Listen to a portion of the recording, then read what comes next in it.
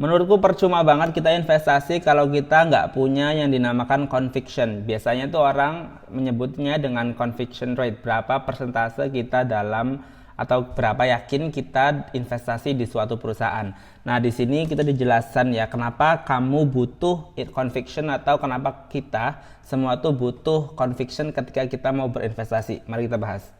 Jadi conviction itu ibaratnya kayak bahan bakar. Seberapa hebat kita, seberapa kita ahli dalam menganalisa, seberapa kita ahli dalam melihat peluang, seberapa banyak kita memiliki uang untuk diinvestasikan itu tuh sebenarnya nggak guna. Kayak seolah-olah pilot, walaupun pilotnya bagus, tapi kalau nggak ada bahan bakar, kapalnya juga akan keram. Nah, kita di sini ada lihat ya, kayak grafiknya tuh datar flat sampai beberapa tahun, bahkan dari 2013 sampai dengan 2020.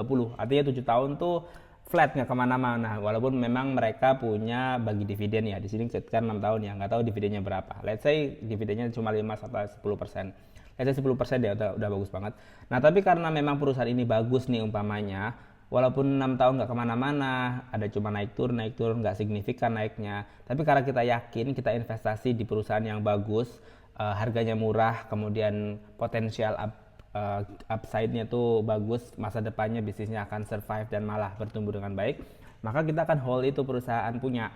Nanti ketika harganya naik baru kita bisa jual. Nah, di sini 6 tahun nih orang nunggu. Jadi kadang kita nggak sabar setahun 2 tahun karena kita nggak yakin, bahkan nggak nyampe setahun 2 tahun, bahkan sebulan 2 bulan, seminggu 2 minggu kita udah jual lagi ketika padahal sudah investasi di saham yang bagus, analisanya bagus, uang yang ditaruh udah banyak, bahkan udah lagi minus, kita tetap jual karena kita nggak punya conviction rate. Jadi bagi teman-teman yang mau investasi, menurut aku mental itu penting nomor satu daripada kalian punya uang, daripada kalian punya kecerdasan intelektual dalam menganalisis perusahaan.